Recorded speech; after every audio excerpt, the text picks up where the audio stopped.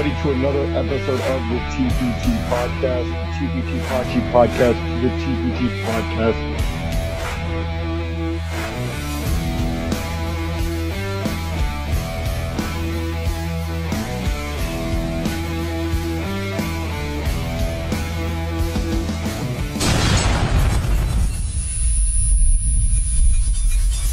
Welcome back in to another episode of the TPT Podcast. Here with me, as always, is Zach. Zach, what's happening, my friend? It's going good, man. Chiefs W. Hopefully we get another W Sunday. So I'm ready for some more football, man. Yeah, me too. We have some Chiefs news to get into as we kind of get into the podcast. First one I want to get into is the Monday night game coming up for the Chiefs and Patriots. I actually got flexed out. I think it got swapped for the Eagles and Seahawks game. So I think the Chiefs just will go to 4:25. I don't know if they'll go to one, but it looks like they're just going to switch times. They'll go to Sunday at 4:25. How do you feel about this? Because it was the versus the Patriots, and my first initial thought was like, how like the Patriots have to be so bad where like you're taking a premier player like Mahomes and you're just taking him out of prime time just because they're like nobody even me. I was happy. Like when I saw this, I was happy. I'm like, I honestly like I don't want to watch the Chiefs just destroy the Patriots on prime time. I'd rather just watch them on Sunday. I'd rather watch that game than Eagles Seahawks. That could be worse.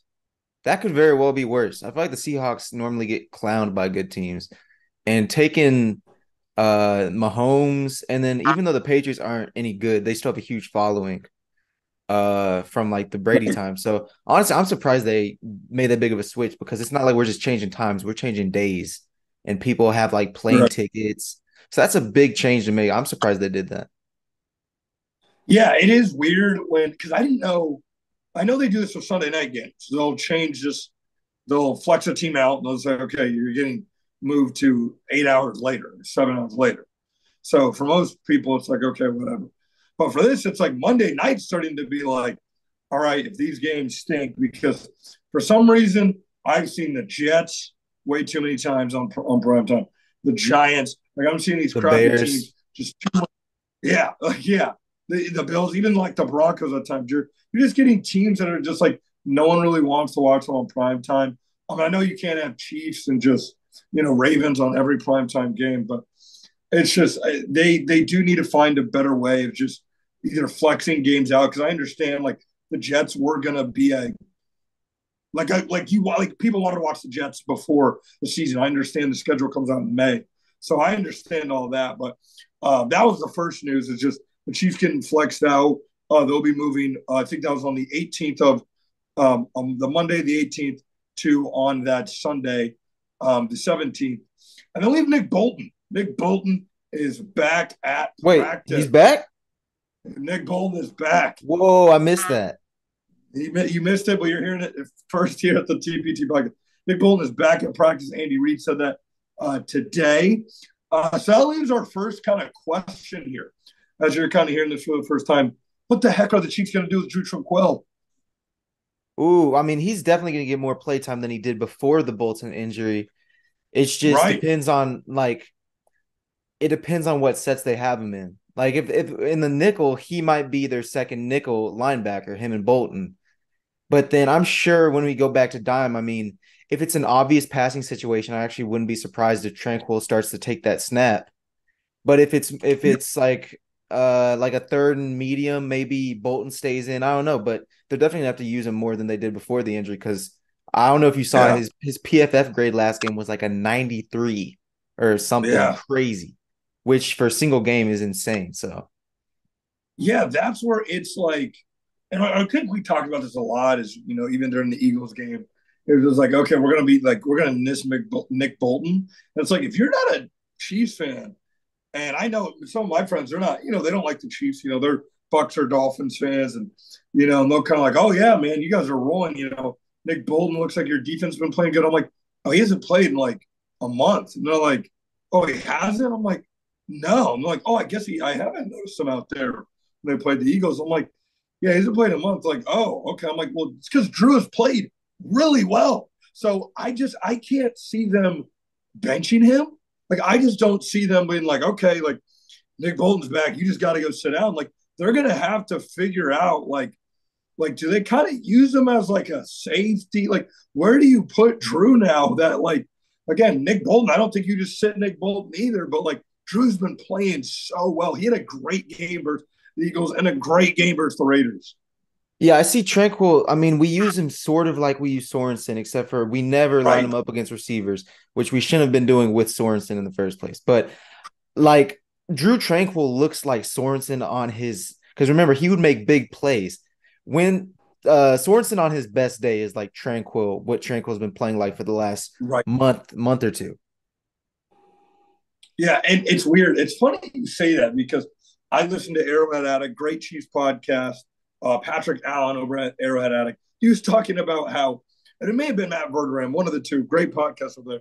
They were literally taught like they said that same thing. They're like, Drew is literally like just Dan Sorensen. Like if Dan Sorensen was just clutch like he used Yeah. to be back in like 2019, like when Dan Sorensen was just like the guy who was like perfect on like the last play of the game, but like sucked for 90% of the game. I kind of like translate him. He was kind of like that guy in pickup basketball that will not make a bucket the entire time. Then when it's game on the line, he hits that three and he's just top of the world. That's what Daniel Sorensen was. And that's how Drew's playing right now. And I think Drew's just really embracing. You kind of see it on social media too. Like he is embracing Chiefs Kingdom. Like I think it was his fourth or fifth game in. He was like, I like this is where I want to be. Like you know, you're just talking to reporters like this is where I want to stay. I want to sign a long term contract here. I think coming from LA, where no disrespect to just that organization, well, disrespect to that Yeah, organization. Who am I kidding? disrespect. They they don't have fans. Besides my man NFL Mike over on TikTok, shout out NFL Mike. Besides that, like few guys, the Chargers don't have fans. So when he's coming over and he's going to Germany and he's seeing just the culture of Kansas City, I think it's so much easier, especially the way Steve Spagnuolo's had these guys rolling, how he's been able to buy in. So I just think it's going to be hard for him just to be benched this season. Yeah, it's not going to happen. It's he's going to be in our base sets. He's going to be in our nickel sets. Chanel's improved this year, but there's no unless like we're sending a blitz. There's really no reason to have him on the field instead of Tranquil, along with Gay and a Bolton. Something I want to talk about too. Is you can talk about Baltimore's linebackers. You can talk about a lot of these different teams' linebackers. Leo Chanel is a guy who gets limited snaps, and he's out there getting tackles from loss. He's out there making plays. Then you got Willie Gay, who I feel like at least once a game is the guy is wide open in the backfield. They have a running back Yep. wide open, and he's just He just boom, flies laying a in. big hit Yep. each guy. So you have Drew's more like a safety. You have Leo, who's just more kind of like that edge rusher linebacker. Then you have Willie Gay, who's just like your absolute just dog out there. Then you have just the captain of it all, Nick Bolton. I feel like this linebacking crew possibly is one of the best linebacking crews in the league. We talk about the corners, but this linebacking crew is fantastic. Yeah, there's I don't see a crew that I like more. San Francisco's is very solid with Right. Greenlaw and Warner and him. But I don't see a complete. I mean, we have that Leo Chanel, that athletic freak that we can send on blitzes. We have the run stopper Bolton, who will just he sniffs out everything. We have Tranquil, who's so versatile and he can cover tight ends, he can cover running backs. And then we have Gay, who's like a wild card. Like he does any of those things just at any given moment. And so this is the most complete linebacker core that I've seen a Chiefs team have. Yeah, I mean, even back on those maybe Demario Williams and Derek Johnson, like they have not had a linebacking crew like this probably since the '90s, maybe even go back to the '60s, and that's why I think the Chiefs had been able to lean out as good as the corners have been. And a lot of people look at it like, oh, you guys aren't great versus the run. No, teams will run a lot versus us. They never run productively. Not one team has run productively. They're not getting 6.5 yards or set. Like the reason why you may say, oh, they hit 100 yards though. Well, that's because their receiver had 40. That's because Devontae Adams, who's only had 73 yards, or you have Tyreek, who had 20 or 40, 50 yards. They have to run a lot, and they're only running for about 3.5 or maybe 3.2 yards because they're having to run a ton because our corners on the backside are playing so well, our safeties are playing so well. So you have times where you look up and it's like, okay, yeah, that team may have had 100 yards rushing or 98 or 80 yards rushing, but it wasn't productively. They didn't do it productively. I think Denver and Philadelphia went over 100 yards, but it wasn't productive. It hasn't been productive. And I think that's where the linebackers have come in, containing mobile quarterbacks like Jalen Hurts as well. So I just really want to shout out the linebackers. Nick Bolton kind of coming back as we kind of get into the Packers game. What is your first initial just thoughts going into Lambeau? Patrick Mahomes, first time in the frozen tundra, and by the looks of the weather, it's going to be a snow game. It's Snow looking like a game. snow. Yeah, Really? Ooh, I yeah. like our chances for a snow game. I mean, I know they're up in Green Bay, but Mm-hmm. most of these players, I mean, they have a very young team up in Green Bay. Jordan Love's looked a lot better as of late, and they're getting a lot healthier on the defensive side of the ball, especially in the secondary. But okay, I don't want to underrate them. I don't want to say that this is a walk in the park because it's definitely not. Um, they are without Aaron Jones, I believe, right? Yeah. They're without Aaron Jones. Their run game with AJ Dillon is not very effective. Their receivers are Jags. They're just guys. And so I expect our defense to handle Green Bay. Now, I know our offense looked great in that second or in that game against Oakland. I just said Mhm. Oakland. Wow. I'm No, no, no. Hey, Hey, they'll always be Oakland. Oakland. I still say San Diego too. It's weird. Like I For, almost for people a little older than us, they say LA. For people older than that, like my dad, they'll say Oakland. So then in 10 years you'll have kids just they'll not even know what that is. So they'll always be Oakland. You're good. yeah. Well, our offense looked better against Oak. I just against Las Vegas. But Vegas. yeah, but it's not a given that we look like that every week, especially because we kill the Raiders basically every time we play them, at least on the offensive side of the ball. And so I don't want to overlook the Packers as an opponent because they're looking a lot better, and Jordan Love's looking better, and they're getting healthy on the defensive side. Yeah. So it's one of those games where I don't think it'll be like the Raiders or they kind of so like I feel like you're gonna get the Packers like you're gonna it's the first quarter is gonna be like a blow for blow. Like you're gonna be like, or maybe in the first half, like you're like, okay, like these young guys, like they're young. Like when you have young guys like this and you have a young team, if this team was kind of filled with veterans at this point of the season, kind of 5 games left, you kind of need to just win out and need some other teams to lose. You can kind of just lose the focus with veterans like that kind of, you're starting to think vacation, like, oh, it's already December. Season's kind of winding down. Pretty much the last month of the season. But you have young guys. Some of these guys are like, shoot, I need to prove I'm that guy. Like, the off season will just be around the corner in no time. It really will. So they're like, I still got to prove that I'm this guy that, every year when you have kind of a young crew like this, maybe not a new regime, but you're going to be trying to just rebuild every year when you're at this point of where the Packers are. So they're going to come with everything they got. Jordan Love, the similarities I see, and a lot of people don't agree with me, to what Aaron Rodgers was in '08 and what he is right now. There's even times where in the pocket, how he kind of just leans back and he kind of throws his Rodgers-esque. I'm not saying he's going to be Aaron Rodgers. Let's get that out of the way. But I'm saying I think he's a guy that can be a very capable quarterback. I don't think he's one of those guys. Like I think he's farther along than where a guy like Justin Fields is, and I like Oh yeah, for Justin sure. Fields. Yep. I like Jordan Love, and he's working with okay guys, like you said, Jax. He's working with just a guys like Jordan Reed, or excuse me, Jordan Reed, Jaden Reed.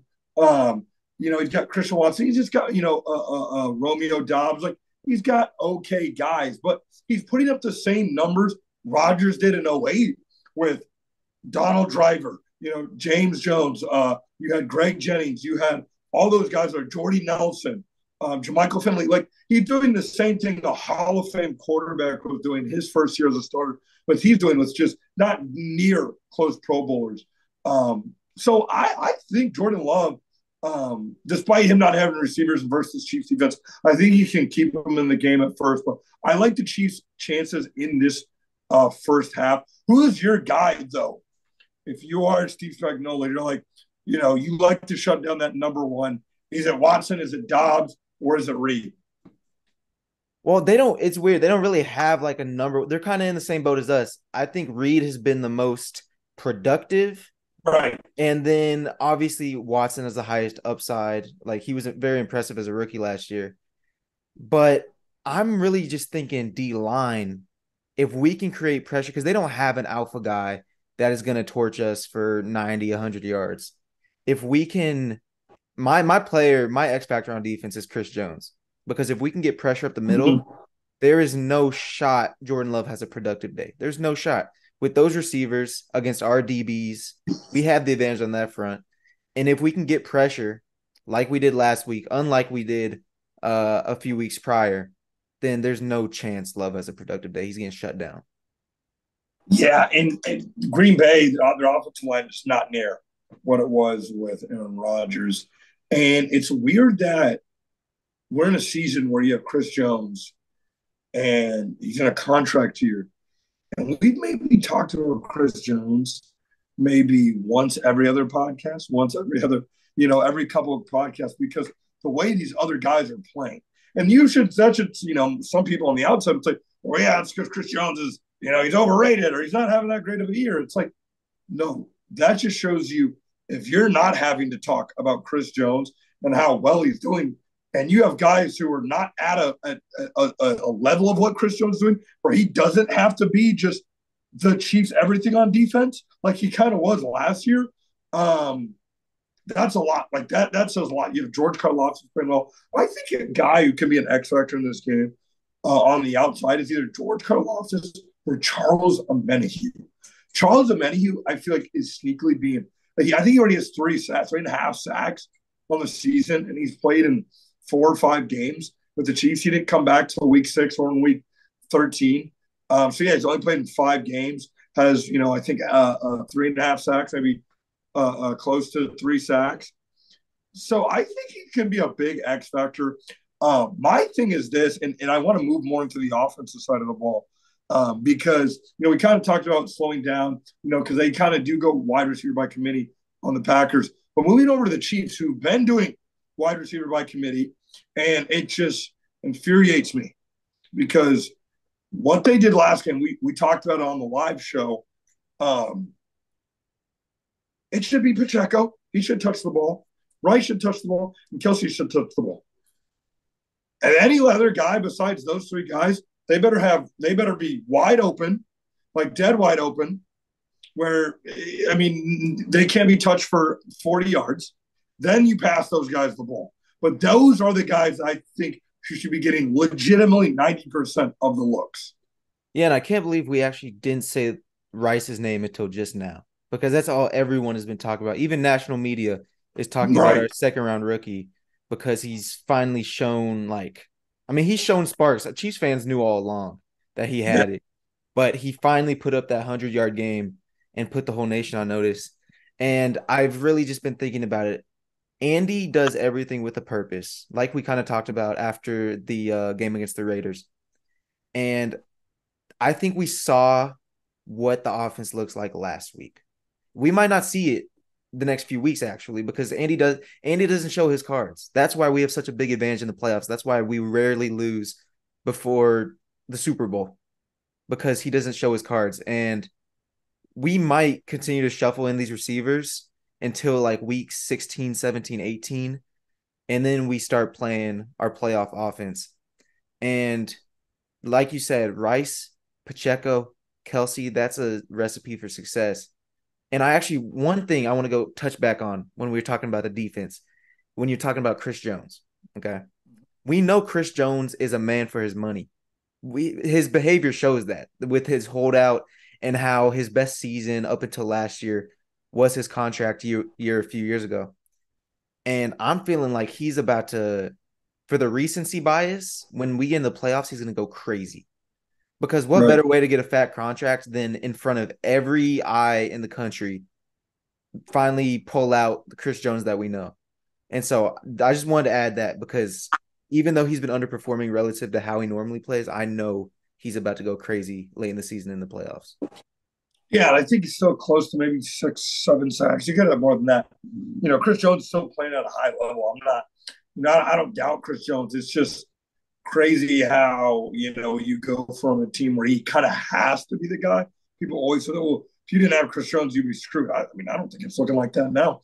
But just the level he adds to it is crazy. The way the Chiefs defense has been playing and just shutting people down. But yeah, just going back to the offense. It's no coincidence that you target like my thing is I think Rashid Rice had one catch where it was like he went and like he had to go get it. Like it was in the air, he had to go get it. Maybe another one. Most of them, they just Patrick Mahomes hiked the ball. He looked to his left, screen type pass, got it to him, or got it to him underneath. 7, 8, 9. That's what he was going to give you. That's what he was getting you every single time. So it's like the type of guy where it's like he doesn't need like to just have these long, just deep routes down the field. It's like if you just get him the ball, he's gonna find a way to just pick up yards. I know he early in the season kind of a drop problem, but he's a rookie, which I want to make clear for just the NFL and Chiefs fans. He's doing this as a rookie in Andy Reid's offense. You can go back and look at the best receivers Andy Reid has had as a rookie, right? Just his best receivers he's ever had as a coach. Deshaun Jackson. Did he play as a rookie? Yep. Turned out to be one of the greatest Eagles receivers of all time. Jeremy Maclin played as a rookie. When Andy Reid has trust in a rookie wide receiver, they turn into something big. Sky Moore, he didn't really have that trust in Sky Moore until late in the season last year, until really the playoffs. And look at Tyreek, who played as a rookie. Tyreek Hill. Now you have Rashid Rice joins that category. Those are the four guys where he's trusted. Now you have that fourth guy in Rashid Rice. I think there's big things that come for Rashid Rice, and he's tied for the Chiefs for touchdowns right now with Kelsey with 5. I think he may be tied in the league for rookies. I think Jordan Addison may have 5 as well before. But I just think we're not even really grasping how good this rookie really can be down the road. Yeah, and I reference PFF a lot because, I don't have time to watch every snap of every player. And so I kind of give them some trust in evaluating players. And he's a top 15 receiver in the league. Mm-hmm. And he's the number 2 rated rookie wide receiver just behind Puka. He is performing. He hasn't had a single bad game if you look at PFF grade. He might not be getting open against man every single route, but his yards after the catch, he hasn't been like his hands have not been as bad. Like do you remember the preseason game? Was it against Cleveland? Mm-hmm. That was crazy. I thought off rip we drafted a bust without even watching more than half of football. How many drops? Was it 7 drops in the first half? It was something ridiculous. Maybe 10. It was 10 in the preseason total. It was crazy. Yeah, that was. I remember I was at a pizza joint eating with some friends, and they're Chiefs fans, but they weren't really hip to who Rashid Rice was, and I was devastated. But that just proves I don't know anything about football. But he's just shown that he is the number 1 guy, and we haven't even unleashed him yet because his route tree right now is so limited, and we know he will have the capability to run a more developed route tree, especially as the season goes on. Yeah, I think he's going to be a big part of this offense in this game. The guy I really think is going to have a big type game, and he had a good game last week, is Kelsey, of course. It's not really like sitting there going, Kelsey always has a good game. He's been a little up and down the season. He's still going to go, he's still going to have 1,000 yards this season. So it's that's still going to be there. He'll have 8 straight 1,000-yard seasons, knock on wood. But I don't really see anyone out there that the Green Bay Packers could really throw out there and put on Kelsey. Who do you think they could try to, put on Kelsey? Maybe even a guy like Jair Alexander, or is he too little? I would say he's too little, but normally the teams that have the best success guarding Kelsey do have an elite corner they can put on him. And that's a Jair Alexander type.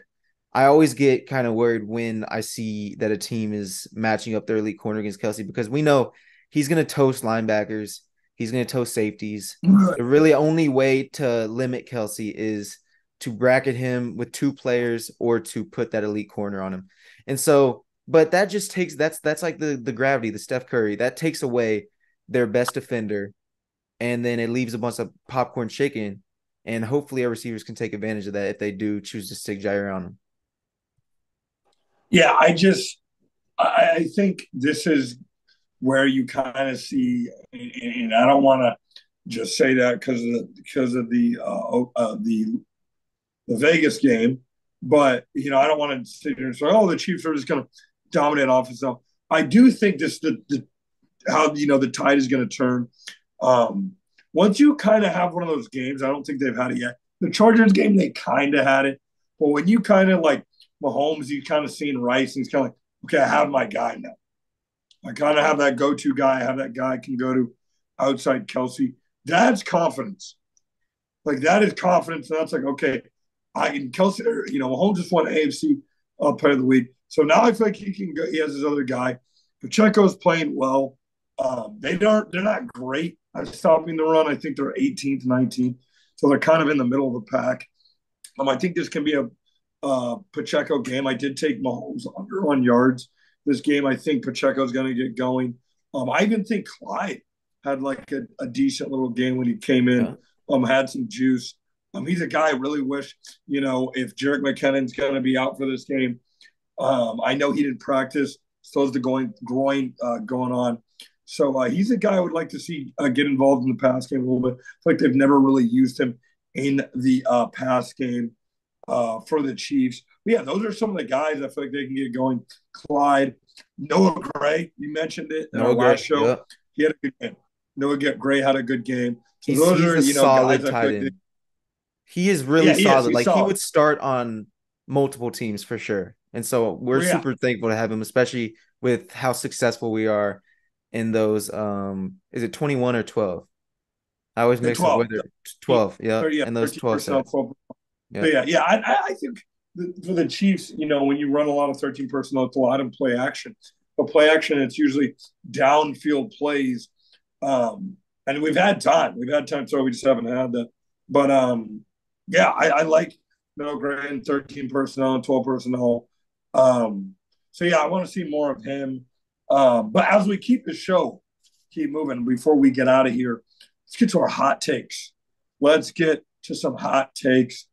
Give me your two hot takes, Zach, on each side of the ball. You give me a hot take on offense, and you give me a hot take on defense. Or if you just have a hot take for the rest of the season, go ahead. You're on the hot seat. You're on the hot take. Okay, my first hot take is that MVS sees like maybe less than 10 targets the rest of the year leading up to the playoffs. Because Mahomes, as good of a quarterback as he is and as good of a leader as he is, he's susceptible to losing trust in receivers. And sometimes it's granted, like in MVS's case. And how many targets did MVS have last game? Was it one target or zero? Maybe one. It was either 0 or 1. And I saw multiple times on replays where he was open and Mahomes didn't throw him the ball. And obviously, like if they see that in film study, they're gonna be like, Pat, throw that ball. You know what I'm saying? But Pat does lose trust, and we are starting to have an identity for this offense that didn't have an identity for so long. And I don't think MVS is a part of that identity. Yeah, I really don't think they go back to MVS. And I mean, man, I thought MVS would pan out so much better just because he's so quick, he's so fast, and he's tall. Like, you don't see guys that are 6'4" that run like that. You don't. You do not see guys that are 6'4" and run like that. I mean, he's just as tall as Kelsey. Obviously, he doesn't have the weight and stuff, but like he can just fly down the field. And so, yeah, I don't think you'll see much of him the rest of the season. One of the hot takes I have is I think Rice finishes with 1,000 yards. Whoa. I know he's halfway there. I know he's halfway there. He only has 6 games left. So he's got to start picking up the pace. I think he has a big game coming up. and I think that's 500 something yards, so he's halfway. I think he can get close to 1,000 yards. You just got to pick up the pace a little bit. He's got to have, just 100 plus, a couple 100 plus yard games. I think he could get 1,000 yards on the season. So give me number 4, my jersey number back in high school. I'm riding with number 4. I think he can get 1,000 yards. That take is hot because that's a It's lot of steaming. yard. That It's his yards per game has to be like 80 the rest of the way for him to get that, or yeah. maybe even more. I think so. I think he can do it. I think he can do it. Hey, I would love to see that. I doubt because even as much as he is shown, I mean, I guess it is a hot take, so it's not supposed to be pop. But even It's as hot much as take. It he's is shown, hot. It it's is very hot. hot. It is hot. That's as high as they come almost because that has him going I into that think he elite has. category the rest of the way. I want to say he is close to 5. He's 5 something. Five Yeah, I think something. I when I'm at work, honestly, I check every Chiefs player stats during my downtime. Let me check real quick. I think it was 597 last time I checked. Yeah, he could do it. Five ninety Uh seven. no, 527, 527. Five twenty Uh seven. that's a tough number, but my defensive hot take is that, and y'all are all going to agree with me on this because I mean, as Chiefs fans, we've seen week in and week out with no exceptions that Trent McDuffie is an all pro, first team all pro corner. And that is my hot take. And I mean, Deron Bland is going to be first team all pro because he's having a historic season. But don't they have two corners, and then isn't there a nickel corner, or is it either slot corner or nickel corner that they include as like a third spot?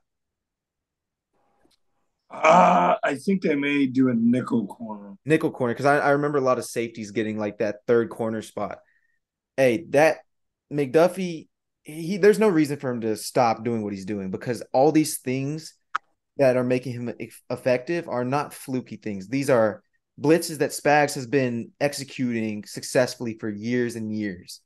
He just happens to be the best at it.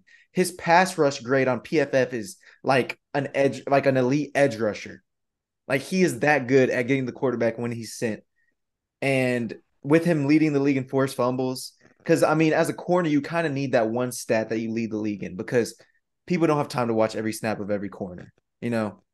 And so with him leading the league in forced fumbles, I think he'll get some attention. And then just everyone knows how locked down he is. So that's my defensive hot take. McDuffie, first team all pro.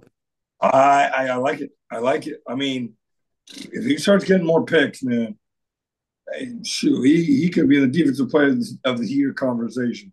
I mean, like you said, he's almost playing like a safety. Like the way he's been able to like just rattle quarterbacks, bat down passes, force something like the way he's been playing is absolutely phenomenal. So I like it. Going to my defensive take is someone we mentioned Chris Jones, mentioned Menhue, but I think George Karlaftis, Furious George, finishes the season with 10 plus sacks. I think he already has 6 sacks. So I think he get 4 more. He can get 4 more 10 plus sacks. I think he can lead, not just have 10 plus sacks. I think he can lead the Chiefs in sacks. Chris Jones, step aside. Furious George is here. He may not have the swag and the flair like Chris Jones, but I think he leads the Chiefs in sacks this season. So I'm taking Furious George, George Karlaftis from Purdue, getting 10 plus sacks and leading the Chiefs in sacks, baby. That's my hot take. Hey, definitely. I mean, we get to play the Patriots. I mean, I know whoever's back there, whether it's Mac Jones. I've been very critical of like Bill Belichick and Mac Jones. Whoever's back there, whether it's Mac or Bailey, Furious George is after him. Yeah, so I think George Karlaftis can get going. Those are our hot takes. Let me know what you guys think of our hot takes in the comment section. Zach, any last words on this Chiefs game, and what is your scoring prediction before we get out of here? Honestly, I'm just excited to play at Lambeau. Like I don't remember the last time we played at Lambeau. Probably because the matchup 2015. was 2015. Yeah. Yeah, like I can't even remember that, and because I was in like fourth grade. But Mahomes at Lambeau in the snow, hopefully, man, like that's a dream. I kind of wish it didn't get flexed out just because snow games at night would be so much fun. But during the afternoon time slot, I mean, like, Yeah, it'll be a night game. yeah, It'll be this is a perfect December game at Lambeau. I've never experienced it, at least from what I remember. So I'm just super excited. Final score. Yeah, some people didn't, they were like, it's kind of the Eagles and 49ers game should be the night game. I think this will be a good night game. I think the Packers can maybe make it a game.